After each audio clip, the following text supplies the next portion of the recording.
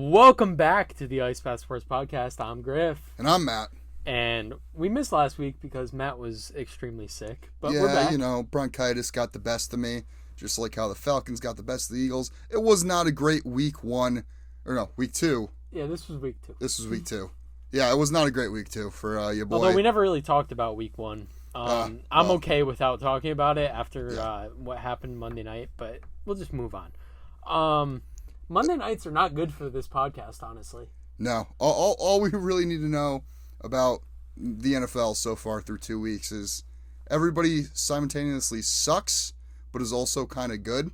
Yeah, like everybody's either mid or they're like generationally bad. Yeah, unless you're the Saints. The Saints are really good. I don't get it. It's been a really weird start to the year. Not only like in football in general, but like fantasy football, all the injuries, all the people that suck. Like Travis Kelce has 2 catches this year, right? Yeah, it's a really weird year for fantasy for sure. I think I saw through the first 2 weeks, this is like the lowest amount of passing touchdowns that there's been by like 40. Yeah, by like an astronomical amount. Where's Travis Kelce's stats? He's got 4 catches for 39 yards this season. I think as teams have started to develop against defending the pass, and a lot more offenses have kind of relied back on running the football, and I think we're going back to a older mindset of run the damn rock. Well, I don't even know if it's just that. I think teams we've seen they've sold out for the deep ball, and they're not going to get beat with anything unless it's underneath. And I don't know if teams really want to go full on run heavy as they did in the past, just because of the wear and tear on the backs and how beneficial they are long term, especially in a longer season. So I think we're seeing a lot of the short game being used, and like the guys that are really standing out are those slot receivers that catch everything underneath, and that's really it. Yeah, no, I think running back by committees have shined through though, and that's kind of what I was getting at. That you have running back by committees, and you have quarterbacks that are the most mobile they've ever been. So I think between those two things, the game has definitely evolved and changed. It's really rare to have a gunslinger sitting back there, like we did, a decade ago. Yeah. There's no more Brady, Peyton Manning, Philip Rivers, Drew Brees out there. You have Kirk Cousins. Well, so let's jump into it. We got Aaron Rodgers. Well, he actually. I'll get into the Jets a little bit once we go through these. I know we don't have them on the notes, but I do want to talk about that for a sec. Yeah. I think we should start with the Thursday night game. Because a lot happened in that Thursday night game. Yeah. And it kind of set the tone for week 2. Yep. So Bills absolutely dominated the Dolphins on Thursday Night Football. Again, another Thursday night game that kind of wasn't the greatest. Yeah. I watched bits and pieces. I didn't really care for that game once I saw how out of hand it was getting. Yeah. Well, James Cook had a hat trick. He did. First half hattie. Yeah, he had 3 touchdowns. I think it was a natty hattie. Oh, yeah? Yeah, I think he had the natural hat trick. Yeah, no, he's pretty good. And Joe Brady's getting him involved. We saw that at the end of last year. James Cook started off really slow in 2023, but once Joe Brady took over as OC, they got him involved very heavily, and it was his game. What did he have? 2 touchdowns last year or 3 touchdowns last year? Had 3 this week. So he had. I think he had 3 last year total. He had. I think he had 6 last year total. He had 2 rushing touchdowns his rookie year. Oh, it was the rushing touchdowns. 2 rushing touchdowns last year. Yeah, and then he had 2 on Thursday night. Yeah, so in this one game against the Dolphins, he matched his career high for rushing touchdowns in the season, and also added the receiving touchdown. He left his mark all over this game. Achane also another running back that had a huge game. 22 carries, 96 yards, 7 catches, 69 yards, and a touchdown receiving. Very nice. Yeah, very nice. 7 catches, that's just crazy out of running back. But that's how they use him. I think all over the field. Yeah, I'll get into it after this, but I'm Tua. 3 picks, looked lost out there, and then took another scary hit. Yeah. Man, Tua. This is a guy that I thought would have been first in line to wear one of those Guardian caps this year. Oh, I know. I'm quite honestly shocked that he didn't. I don't know if there's not many. There are, right? It's Jabril Peppers, I think. There's a couple guys, but it's like listen, they don't even look bad. They look awful. I don't think so. Like the prototype ones that they were first coming out with look terrible. The ones where they kind of match the helmets, they're really not as bad. Yeah, and yeah. Honestly, who cares? When you're looking at a bird's eye view, you really can't tell. I think from a player safety standpoint, why wouldn't you 100% make them or not make them wear it, but why wouldn't you want to wear it and protect your old noggin? But to a guy with history of them, these concussions and head injuries, and he wasn't wearing one and he took a big hit, but he dove headfirst into Damar Hamlin, the Undertaker, and that was kind of on him the way he dove. He didn't slide; he went headfirst. Right into Damar's chest. It was like nuclear warfare. Oh my gosh. So yeah, no, you're right. The appearance of the Guardian caps shouldn't matter, but I think it does for some of these players. Because you're playing football, you look cool, but they all care about the Instagram post after. Yeah, they care about the aesthetic, especially the receivers. Just take pictures without it. I don't know. Yeah, no, I these guys are weird, man. Football players are weird. But the Guardian caps are something that. Not only that though, his dive was just a bonehead play. That's what I said. Yeah. What was the point? Right. Get a couple extra yards when you're down. What were they? They were down over 20 at that point. Yeah, I don't know why he didn't just slide. I mean, he's trying to play hero ball, but he's not the type of quarterback that has the attributes to be able to play hero ball. No, I agree. It was just a bad day for him, and honestly, that just puts the team at risk. They're not set up for success behind him. Most teams aren't set up for success behind their starting quarterback. We see in some cases it works out, but this is a guy's life and livelihood we're talking about here. Oh, 100%. I personally think he should consider hanging them up, but he's already said he's coming back. They put him on IR today. Oh, did they? I didn't even see that. Yeah, they want to give him time to recover. It'll probably be a week of Skylar Thompson, and then I would assume they go to Snoop Huntley. Yeah, who they signed off the Ravens practice squad. Yeah. Yeah, Tyreek Hill had a bad game too, but that's not about the Thursday night. Let's jump into we talked a little bit about the Saints early on. Yeah. But man, the Cowboys were branded by the Saints. Kamara had one of those Christmas Day performances again. Yes, I was thinking the same thing when he had his third. I was like, here we go. He went for 180 total yards and 4 touchdowns. Just unreal. Nuclear. I think in my league, my keeper league, he had 46 fantasy points. Yeah. Just absurd numbers. This was the 3rd straight game of 40 plus for New Orleans. Yeah, ever since Jameis did the fake kneel, they have never put up under 40. Yeah. Jameis changed the culture in New Orleans. Yeah, they put it 40 up against Dallas, Carolina, and Atlanta week 18 last year. Do you think the Saints are contenders? I mean, they're in the worst division in football, so I don't see why not. Yeah. I mean, well, they have 2 free wins against the Panthers. One they already cashed in on. Yeah. But I mean, this was a statement game against Dallas. Yeah. Dallas is, top 5 team in the NFC, and to do what you did, what was it, 40 something to 19? Yeah, I think it was 44-19. Yeah, 44-19. You picked Dak off twice, which that's not too difficult to do. But the Saints just both sides of the ball. I can't believe how efficient their offense is running. It's all come together. And this is a team that I'm shocked. I thought the Saints were going to be a bottom. I thought they were going to be a bottom tier team. I didn't think they were going to surpass 5-6 wins.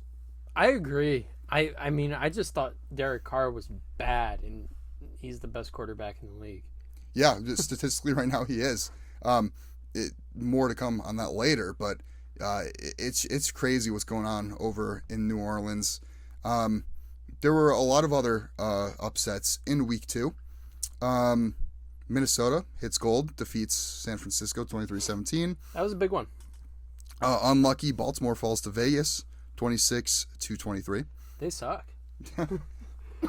Yeah, they're 0-3 right now. 0-2. Or 0-2. They're going to be 0-3.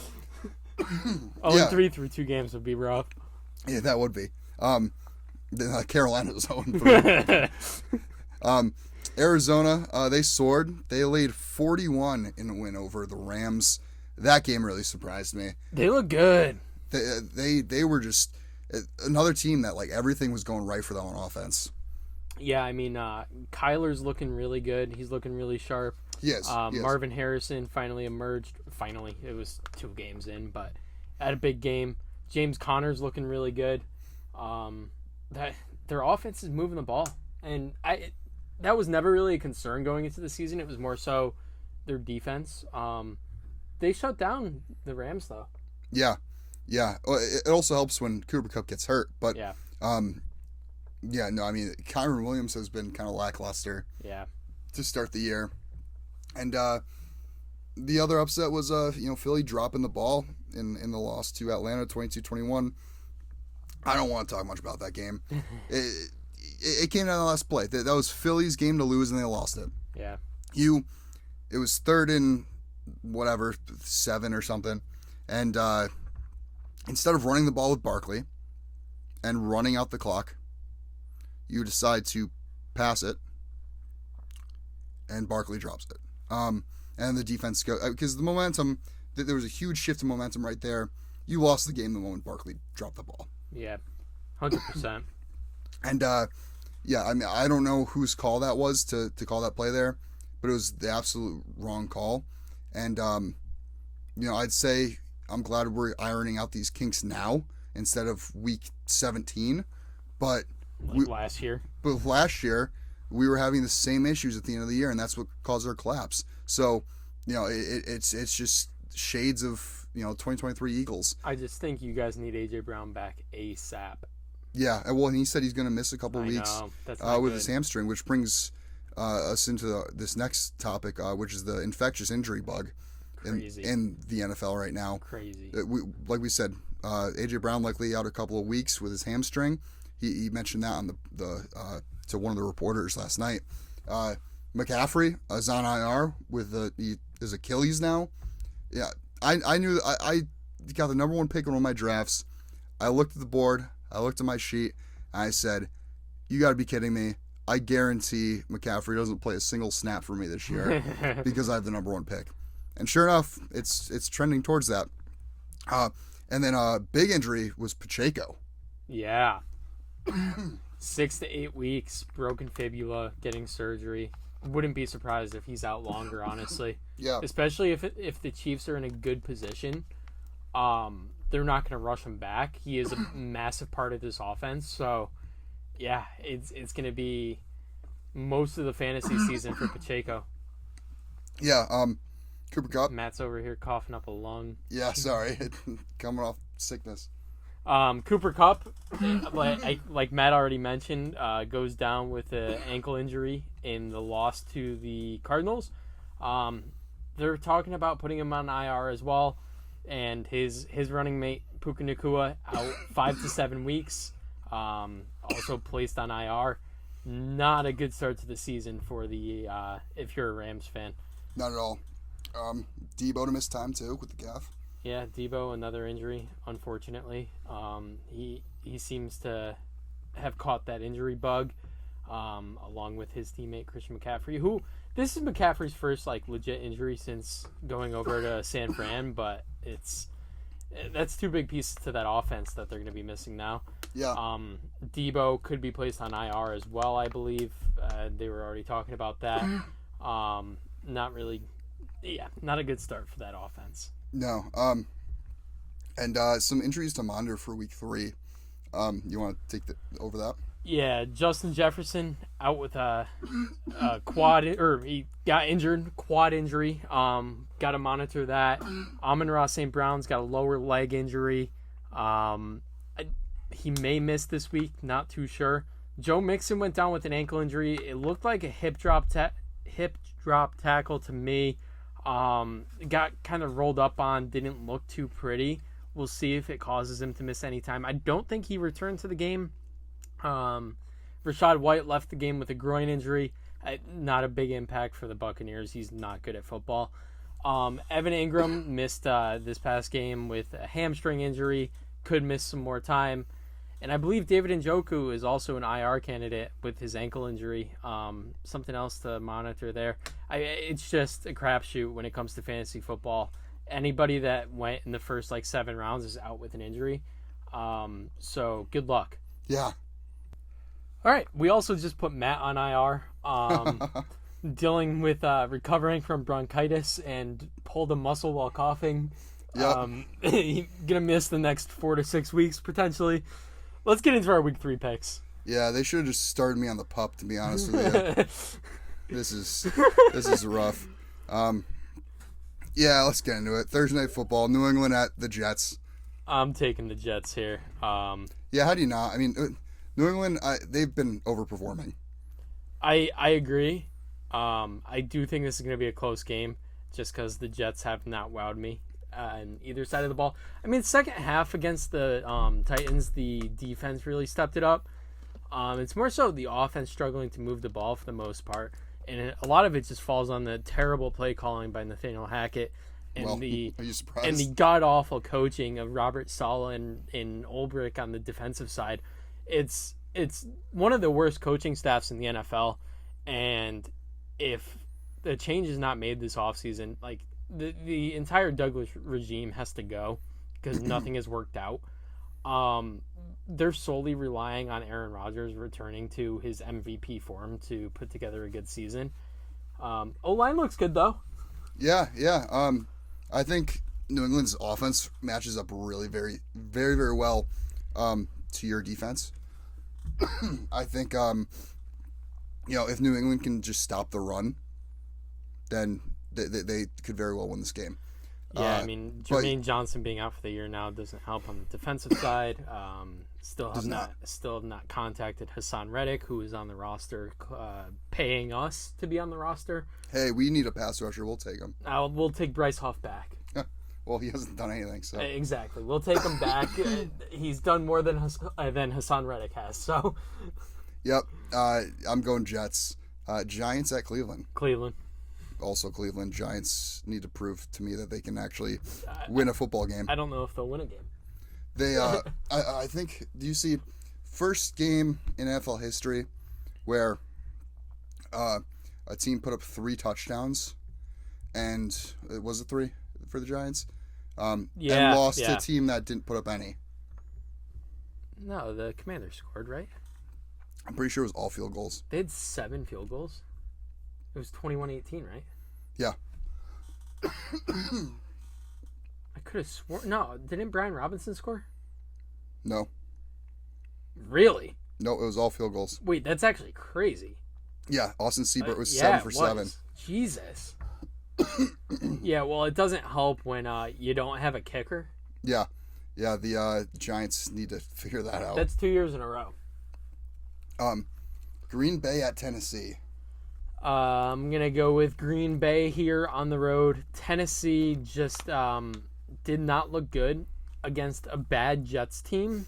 And I say bad, not that the team's bad. I mean, the team's got talent, but just did not play well at all and still lost. Will Levis isn't good. He has definitely not been playing well. He's just making too many stupid mistakes. Yeah, Tennessee's been in every game, but they're 0-2. Yeah. I think that tells a story right there. Green Bay with Malik Willis. Malik Willis kind of revenge game. Yeah. I like Green Bay here. Yeah. I just think Tennessee needs to figure out how to put it all together. Yeah. Chicago at Indy. I'm going to go with Indy here. Chicago looked really bad against the Texans. I mean, the game wasn't very good. The Texans didn't look great either, but Chicago on offense just was terrible. DeAndre Swift had 14 carries for 18 yards. 2 bad picks from Caleb Williams. And even on that last drive where they had a chance to, was it to tie it up, I think? That last drive, and he completely missed DJ Moore like 3 times. Yeah, he doesn't look very good. Their O-line's really bad, though. I mean, for number 1 overall pick and being in the situation he's in, I do understand that the O-line isn't the greatest, but with all those weapons... I think they're going to regret taking a Dunze over a offensive lineman. I agree 100%. Imagine if they had Fashanu. Yeah. Who we haven't even had to play. Yeah. I like Indy here. I think Chicago, another team that just really needs to figure it out. Yeah. They have the pieces. They just need to figure it out. I think Indy has shown a lot of flashes. What I could see this coming down to, though, is Chicago's defense is really good. Yeah. Can Richardson limit his turnovers? Houston at Minnesota. I'm taking Minnesota only if Jefferson plays. If Jefferson is out this game, it's going to be Houston. But with Jefferson, I think he's that big of a difference maker. I mean, we saw he had, the 97-yard touchdown? Yeah. And Darnold looks good. He does. CJ Stroud looked okay. Nico Collins is a beast, and he's still the best receiver on that team. He is nuts. Oh. I think this is going to be a good game, and wouldn't surprise me if this one's kind of a shootout, even though both these defenses have played pretty well. Yeah. Darnold has just outlived expectations, but good. I think Houston, on paper, is the better team. Oh, yeah. They have the better quarterback. I think Minnesota's defense is going to get this is probably their hardest challenge they've had. Yeah. How do you stop Tank Dell, Nico Collins, Stephon Diggs, Dalton Schultz, Joe Mixon? Mixon plays. If Mixon plays. I don't think you do. I like Houston here to win. Your Eagles at the scorching hot New Orleans Saints. Yeah, I hate this game. I hate it already. Yeah, I mean, I'm taking Philly just because there's going to be a point where Derek Carr comes back down to earth. I don't think he's a top-tier quarterback in this league still. And you know what? I hope he is. Prove me wrong. But I think Philly takes this one. I think they got to bounce back. They're going to come in with a fire. And I like a big game out of Saquon. So how many more games does Derek Carr need to perform well before he gets a mascara sponsorship? Maybe it's Maybelline, maybe it's Derek Carr. I don't know. But I'm taking Philly here, but I don't like it. I don't. I'm not a fan. I'm not a fan of this pick at all. New Orleans always plays Philly well, and Philly never plays well in New Orleans. I don't think anyone really plays well in New Orleans. That's the thing too. That's true. And Philly, I mean, I'm worried it's going to be a slippery slope. The way the last game ended, I feel like we're going to get off to the wrong foot here. I think the silver lining for you, though, is that Bijan didn't look great, especially in the run game. Yeah, he did. Bijan actually teared us up. What were his numbers? Bijan destroyed us. He was like a knife through butter. 97 yards off 14 carries. Oh, yeah, he actually did look good. Four catches for 25 yards. He just didn't score. Oh, well, I take that back. Kamara might put up another 4. Yeah, no, he very well might. I'm very, very worried about this game. I'm worried about our defense. Our defense, I could see being a liability, and we need to just be smarter executing plays on offense. But New Orleans I think they're due. I think they're due for a stinker. I'm hoping it's against us. Yeah. Moving on, we got Chargers at Pitt. This one, it's going to be a low-scoring game. Pitt's defense actually looks really good, and the Chargers' defense looks pretty good. I'm going to take the Chargers in a field goal game. I have Pitt. Okay, that's fair. Chargers, I mean, this is a team ground and pound. It's hardball. This is going to be a super low-scoring game. Yeah. But Pitt's defense has been insane. It has been really and you know what? A matchup to watch is Joe Alt versus TJ Watt. Yeah, I was going to say that as well. Alt has been lights out as a rookie. He was the number 1 rated tackle again this week. You know who number 2 was? Was it Rashawn Slater. Oh, was it? Yeah. Oh, wow. Yeah. Damn. So yeah, their offensive line has been pretty good. Yeah. But TJ Watt is a whole other animal. Mm-hmm. I mean, I'm interested to see how they scheme up blocking him, to protect Herbert. But he's made it was Jadeveon Clowney this past week. He looked like a fool. Yeah. Who'd they play week 1? I think it was like Clowney's worst game in the NFL ever was this past week. Who did they play week 1? Why am I blanking? Chargers. I'll tell you. It was whoever. It was the Browns. No, it wasn't the Browns. That was the Chargers played week 1 the Raiders. Oh, it was Max Crosby. Max Yes. Crosby got like 0 pressures. Yeah. So I mean, Slater's been so good, or not Slater. Slater's been so good too, but Alt has been so good against that number 1 edge rusher. It would be crazy if he could shut down TJ Watt. Yeah, well, I think this is again the real test, but Pitt's defense has been really good, and they've been finding ways to win games. Chris Boswell, baby. Yeah. They won this past week, right? Yeah, they did against Denver. You played Denver. So, I could see this being a coin flip of the game, though. Speaking of Denver at Tampa. Tampa by a lot. Yeah, Denver's not very good. No. Tampa has been playing really well. Can I take back my offensive rookie of the year pick? I think I'm going to change it to No more Bo Nix? No. I mean, it's going to be either Malik Neighbors or Marvin Harrison at this rate. Yeah. Nix looks terrible. Caleb looks terrible. I think it might end up being Neighbors just because Neighbors is going to get the volume. Yeah, I agree. There's so many mouths to feed in Arizona. Yeah. Yeah, Tampa by a million.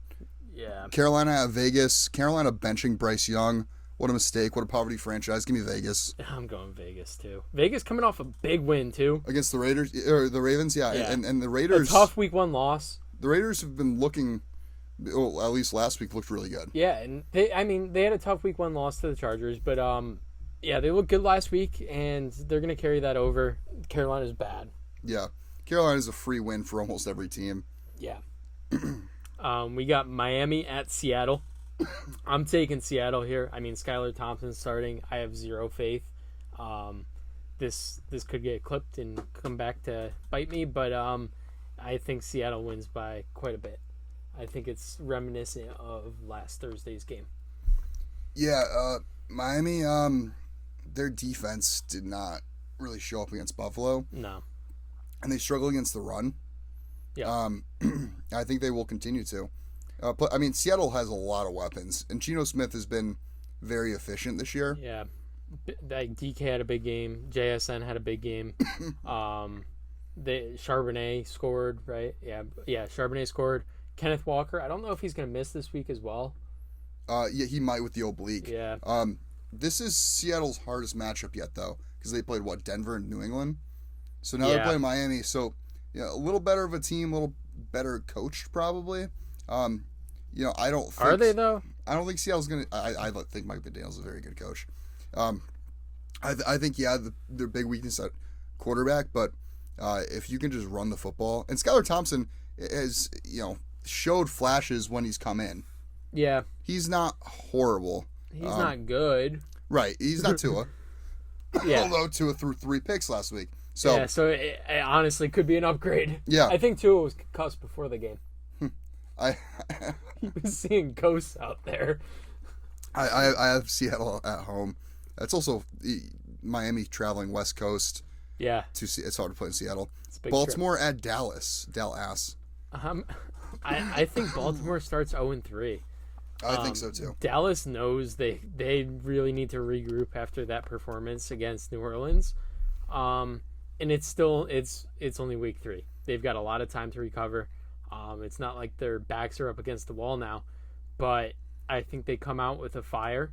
And I think Baltimore just hasn't impressed me. Yeah. Especially on defense. I mean, Vegas' offense isn't great. Yeah. They allowed 26 points. Yeah. No, Baltimore is definitely underperformed. But what's crazy is if Baltimore does win, both these teams are starting 1-2. Yeah. But I think Dallas does get it. I think Baltimore starts 0-3. Dallas, they're one of those teams that they're really good in the regular season. Well, so is Baltimore, but Dallas doesn't make the same mistake twice. Yeah. I think they're gonna win in what's gonna be a shootout. Yeah. San Fran at the Rams. Rams without Cooper Kupp, without Puka Nacua. It's going to be tough to move the ball against this San Fran team. I mean, we saw the Rams couldn't really move the ball against Arizona, whose defense is significantly worse than San Fran. So I'm going to go San Fran here. Yeah. I agree. Rams lost a lot of weapons, but San Fran also without, no Debo, no McCaffrey. But I think you're going to see a big game from Ayuk. Yeah, I agree with that. I think Ayuk's going to have a huge day here. He's going to eat. They're going to feed him the ball. He's been very quiet the first 2 weeks. He's finally going to get in a rhythm. I think San Fran wins by like 10. Yeah, I could see Kittle having another big game too. He had a good week 2 game. Detroit at Arizona.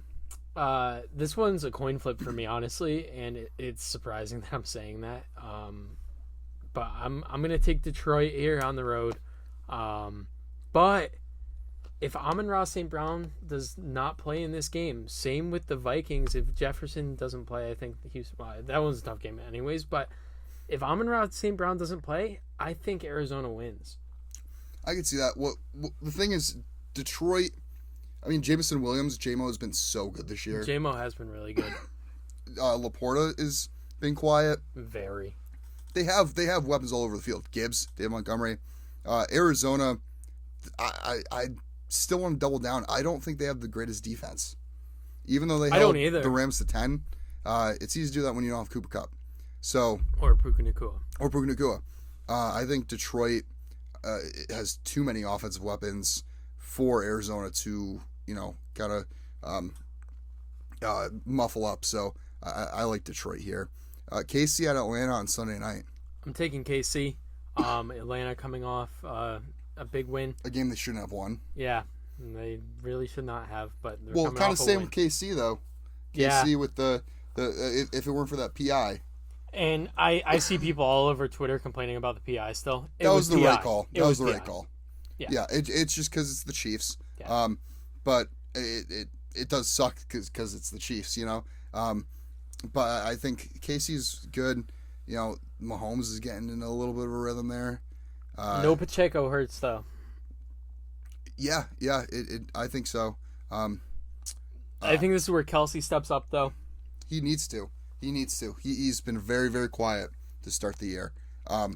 Atlanta, Kirk Cousins needs to look more comfortable in that pocket. He has not looked comfortable in the first 2 weeks. Jacksonville at Buffalo Monday night. Doubleheader Monday night. Yeah. Why is there a doubleheader Monday night in week 3? I mean, they used to do it week 1 every week or every year, but why are we making Germany watch the Giants play the Panthers? There's a lot of questions that the NFL has posed. They deserve that one, but we'll move on from that. Jacksonville at Buffalo. Buffalo here. Yeah, Trevor Lawrence is just he's mid city. He has not looked very good whatsoever. Buffalo, on the other hand, coming off a big game against Miami, and they look the part. I'm surprised. I thought they were going to get off to a slow start, Buffalo. I thought so too, just because they lost everything. Right, exactly. Like, they lose Diggs, you lose Gabe Davis, who, even though he wasn't the best, he was still kind of a difference maker in that offense because it's a guy that you really have to pay attention to down the field. He's a big play waiting to happen. That, and he just opened up the pass game for Stephon Diggs a lot. So losing those two kind of hurt, I thought, but they're moving in the right direction. Gabe Davis revenge game though. It is.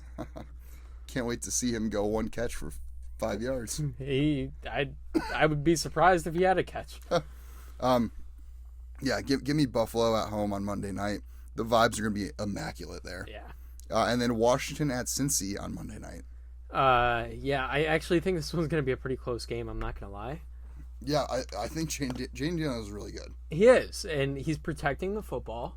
Yes. Didn't turn the ball over against the Giants. I know it's the Giants, but Daniels is going to be good. And I think Burrow hasn't looked sharp. He's not. Their offense hasn't looked sharp, No. and their defense has not been great. The Pats were moving the ball pretty well against them from what I saw in that game, and the Chiefs were moving the ball well against them. So, I mean, I don't think Cincy's that good. I'm still taking Cincy, though. Yeah, I'm taking Cincy. I think Burrow, he stat wise, he looked a lot better last week than he actually played, in my opinion. On paper. Yeah, 100%. He I feel like he hasn't regained all full strength in his wrist. I agree. I think you can kind of see that when even if he has, he's not confident in it. I also think no T. Higgins has been hurting. Yeah. It's Chase and nobody else. And Mike Gesicki. What really has? Gesicki's been their number one receiver. Right. But I think since he does have a really good defense. And Andy, what's his name? Andy.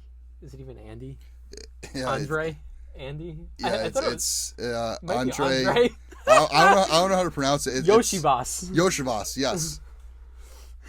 I keep on saying Isavas. I'm calling him Andy. Yeah. Big Andy. He had like 2 catches. He's from Princeton. Is he? Yeah, he went to Princeton. He had 2 catches, 8 yards, and 2 touchdowns, I think. Legendary. Yeah, they had guys out of the clockwork. Jermaine Burton had a 47-yard catch. Eric All had 4 catches. Cool. You know, their backup tight end. Actually, their third-string tight end because Drew Sample is there as well. Burrow was just spreading all over the field. But I think all over. Washington's defense is horrendous. So since he's gonna eat. Let's move on to the waiver wire watch, and then we'll wrap this up. Yes, sir. Coming in at the number 1 spot, I think he's a priority waiver, especially if your quarterbacks have not been good. Derek Carr. Yeah. First 2 games, he had 443 passing yards and 6 total touchdowns, which amounts to 20-plus fantasy points in back-to-back weeks. He's playing Philadelphia this week, who allowed Love and Cousins to both pass for 240-plus yards and 2 touchdowns each. And Philly has also given up a lot of big passing plays on defense. Derek Carr's been the quarterback 2 so far this season, and he's only rostered in 21% of sleeper leagues. Yes, sir. Running back, we got Carson Steele. This guy might be a steal in the waivers. This guy, I mean, listen, he owns a alligator. He's got a nuts. pet gator. No reason to not love this guy. Pacheco going down, like we said. Steele's going to... he's reportedly going to be the starting running back. They just signed Kareem Hunt to their practice squad.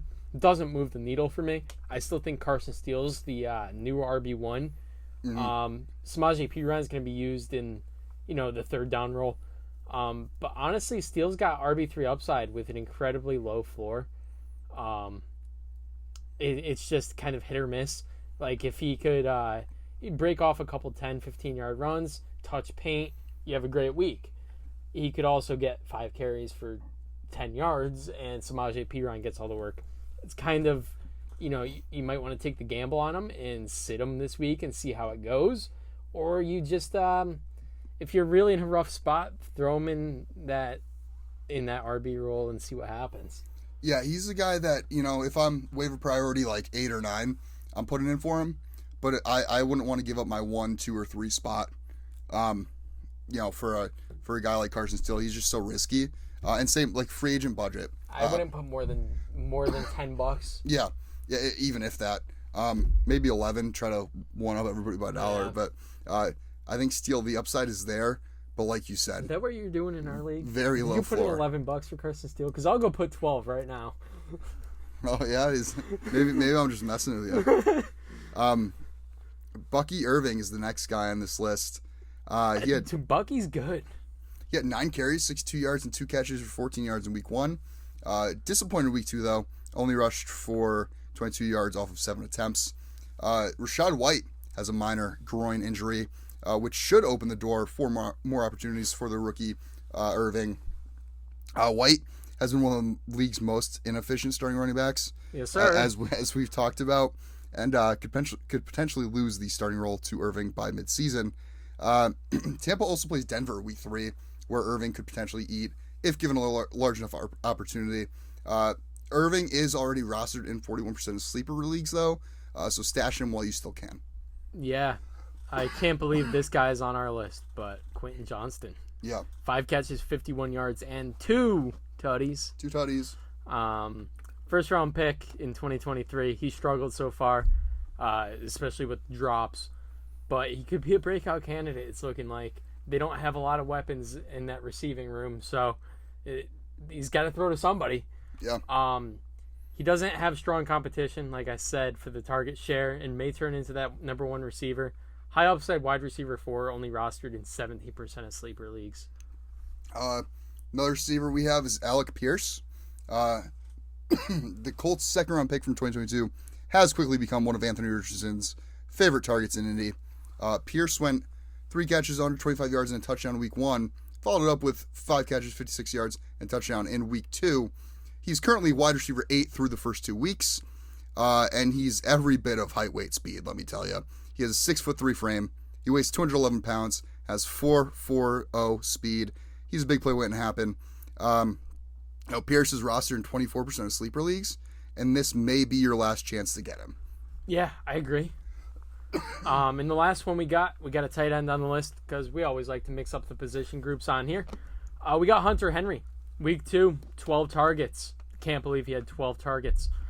8 catches, 109 yards. Veteran receiving option, really the security blanket for Jacoby Brissett, especially with that young receiver room where he's still trying to, develop that reputation with them. He's typically a touchdown dependent guy, but like I said, the wide receiver room in New England's not very good, so he could get this consistent workload, especially now that you got 2 veterans, Brissett and Hunter Henry. He had a snap percentage of 83% or more in the first 2 weeks, and increased volume. 22% of sleeper leagues he's rostered in. Currently tight end 5, which is crazy. Yeah, top 5 tight end for Hunter Henry. Coming into the season, we didn't even talk about him when we went over our top 15. Yeah. So if you're really in need of somebody, if you have Evan Ingram, if you have David Njoku, if you have Travis Kelce, who stinks at football apparently, go out and get Hunter Henry. I almost said Travis Hunter. It would be really nice if I could pick up Travis Hunter. What position though? Corner. Corner? Yeah. That's gonna do it. That's gonna wrap up this episode of the Ice Bath Sports Podcast. Yeah. Check us out on social media at Ice Bath Sports on Instagram and TikTok, at Ice Bath Pod on X, and you could check out the video version. Actually, there's no video version. You could check out the audio with a video visual on the Ice Bath Sports Podcast YouTube page. We'll see you guys next week. Enjoy the games. As always, stay cool.